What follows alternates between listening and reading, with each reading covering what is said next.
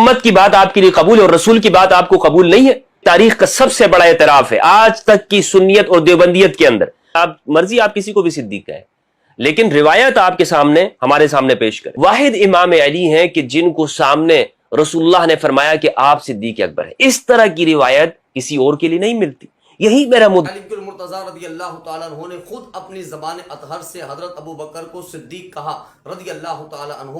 اہل سنت کی کتابوں میں بھی موجود ہے کہ یہ لقب صدیق اکبر رضی اللہ تعالیٰ عنہ کا ہے، اور اہل تشیع کی کتابوں کے اندر بھی موجود ہے کہ یہ لقب صدیق اکبر رضی اللہ تعالیٰ عنہ کا ہے۔ حضرت ابو بکر کو صدیق کہا جاتا تھا، صدیق اکبر کہا جاتا تھا رضی اللہ تعالیٰ عنہ۔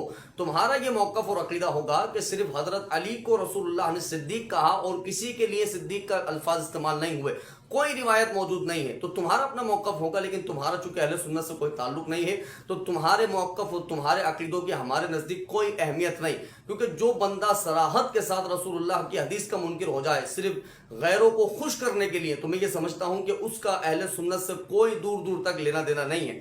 سنن ابو داؤد شریف کی حدیث مبارکہ ہے، پہلے اہل سنت کی کتاب پیش کر رہا ہوں کہ سنن ابو داؤد شریف کی حدیث مبارکہ ہے کہ جس کے اندر حضرت انس ابن مالک رضی اللہ تعالیٰ عنہ اس حدیث کے راوی ہیں، فرمایا رسول اللہ صلی اللہ تعالیٰ علیہ وآلہ وسلم احد پہاڑ کے اوپر کھڑے ہوئے تھے اور حضور کے ساتھ حضرت ابو بکر، عمر اور عثمان رضی اللہ عنہم اجمعین۔ یہ میں ہائی لائٹ کیا ہوا ہوں کہ ابو بکر، عمر، یہاں پر حضرت علی المرتضی موجود نہیں ہیں اس مقام پر، کہ جس مقام پر احد پر رسول اللہ جلوہ فرما ہے۔ احد پہاڑ جب ہلنے لگا، وجد میں آیا، تو رسول اللہ صلی اللہ تعالیٰ علیہ وآلہ وسلم نے اس پر ایک ٹھوکر ماری اور فرمایا تو ٹھہر جا کہ تجھ پر ایک نبی، ایک صدیق اور دو شہید کھڑے ہیں۔ تو نبی سے مراد کیا ہے؟ محمد رسول اللہ۔ صدیق سے مراد کون ہے؟ حضرت ابو بکر صدیق رضی اللہ عنہ۔ اور دو شہید سے مراد کون ہے؟ حضرت عمر، حضرت عثمان رضی اللہ تعالی عنہما۔ تو اہل سنت و جماعت کی کتابوں میں یہ صراحت کے ساتھ حدیث مبارکہ ملتی ہے، اور بھی کتابوں میں موجود ہے کہ جس میں احد پہاڑ کے اوپر رسول اکرم صلی اللہ تعالی علیہ وآلہ وسلم نے صدیق کا لقب کس کے لیے استعمال کیا؟ حضرت ابو بکر صدیق رضی اللہ تعالیٰ عنہ کے لیے استعمال کیا ہے۔ یہ اہل سنت کا حوالہ ہے۔ اور اب اہل تشیع کی کتاب میں حوالہ دے رہا ہوں، یہ شرح نہج البلاغہ ہے، جس کے اندر حضرت علی المرتضی رضی اللہ تعالیٰ عنہ کے کثیر خطبات موجود ہیں، سینکڑوں کی تعداد میں خطبات موجود ہیں۔ حضرت علی المرتضی رضی اللہ تعالیٰ عنہ کے پاس ایک خط آیا حضرت امیر معاویہ رضی اللہ تعالیٰ عنہ کی طرف سے۔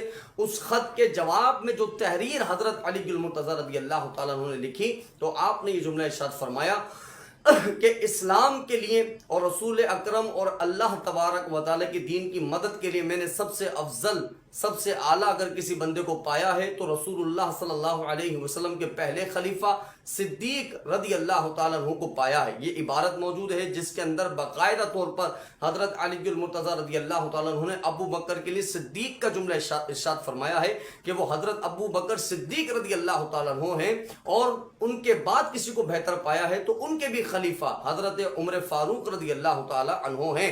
تو اہل سنت کی کتاب ہو، اس کے اندر بھی واضح طور پر یہ موجود ہے کہ حضرت ابو بکر کو صدیق کا لقب دیا گیا، اور اہل تشیع کی کتاب ہے تو اس کی عبارت بھی ہم نے پیش کر دی کہ خود مولا علی رضی اللہ تعالیٰ عنہ اگر کسی کو صدیق سمجھا کرتے تھے تو وہ حضرت ابو بکر صدیق رضی اللہ تعالیٰ عنہ کی ذات بابرکت ہے۔ تو کہاں جس کا جو مرتبہ ہے اس کو وہ مرتبہ دیا جائے۔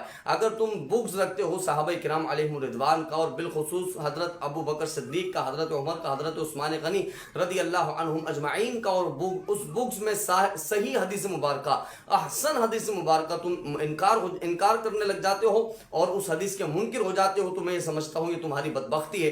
یہ دنیا اور آخرت میں ذلت کا سبب بنے گا، کل قیامت میں بھی ذلت کا سبب بنے گا، کیونکہ جو مقام اور مرتبہ اللہ نے جس کو دیا ہے وہ مقام اور مرتبہ اسے تسلیم کرنا پڑے گا۔ جو مقام اور مرتبہ اللہ کے رسول نے جس کو دے دیا ہے وہ مقام اور مرتبہ ہمیں تسلیم کرنا پڑے گا۔ اور صدیق کا لقب اللہ اور اس کے رسول نے حضرت ابو بکر صدیق رضی اللہ تعالیٰ عنہ کو عطا فرمایا ہے۔ اللہ رب العزت سے دعا ہے ہم سب کو ہدایت کے راستے پر